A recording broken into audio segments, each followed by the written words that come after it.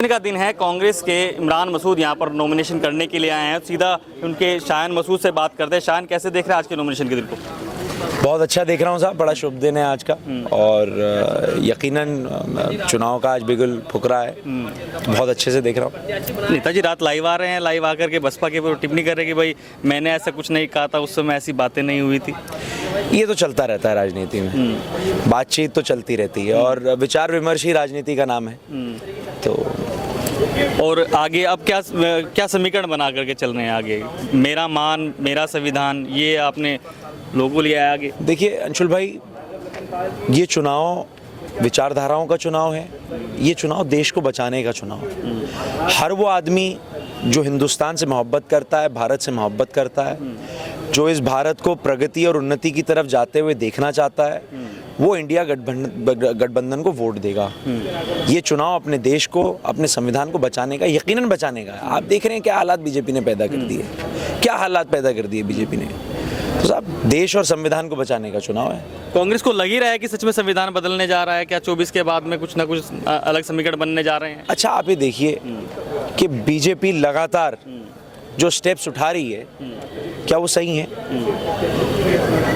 पिछले 7-8 सालों में जो हालात इन्होंने पैदा कर दिए, क्या वो सही हैं? मतलब आप हिंदुस्तान की सबसे बड़ी पार्टी और उसके अंदर माइनॉरिटीज़ की कोई भी रिप्रेजेंटेशन नहीं है। 400 एमपी की बात कर रहे हैं इस बार, उन 400 एमपी में एक भी एमपी माइनॉरिटीज़ का नहीं होगा। तो आप मुझे बता दीजिए क्या कर रहे हैं देश के साथ ये लोग।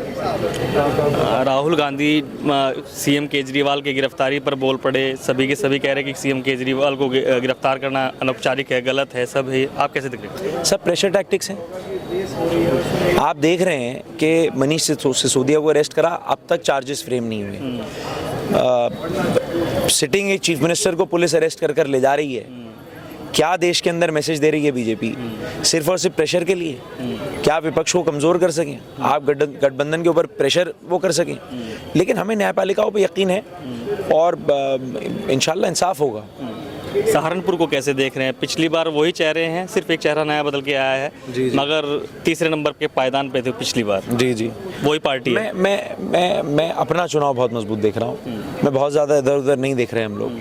हम अपने ऊपर फोकस कर रहे हैं, अपने काम पे हम लोग फील्ड के अंदर हैं, निरंतर फील्ड के अंदर हैं। कोई भी और सहारनपुर का नेता, चाहे वो किसी भी दल का हो, वो इतनी मेहनत या इतना काम नहीं कराता जितना हम लोग कराते हैं। हमारी प्राथमिकता लोगों का काम है, लोगों का सुख दुख है और उन्हीं सब चीज़ों को लेकर फील्ड के अंदर उतरे हुए हैं। बीजेपी कैंडिडेट कह चुके कि तो भाई सारे इकट्ठे हो जाओ, 2.25 लाख से पार जीतेंगे।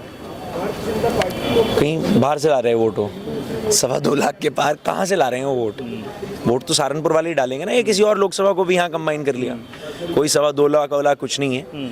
आप देखिएगा निश्चित रूप से जब रिजल्ट आएगा तो आपको पता चलेगा कि क्या समीकरण है यहाँ पर, और हम लोग जीत दर्ज कराएंगे इस बार। कांग्रेस के 2.25 लाख पिछली बार थे। जी ठीक है। जी। और अब की बार कैसे उन समीकरणों को शांत पाएंगे? क्योंकि तीसरे नंबर से पहले नंबर की ओर प्रयास कर रहे हैं आप लोग।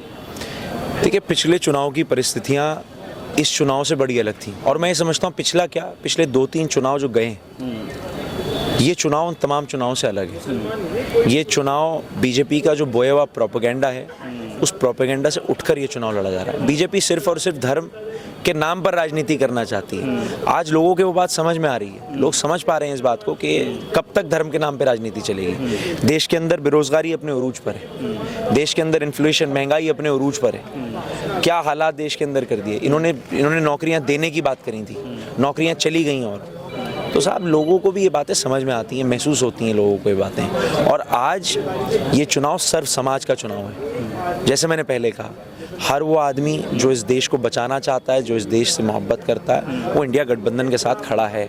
और आप देखिएगा कि एक ऐसा रिजल्ट आने का काम होगा जो चौंकाएगा सबको।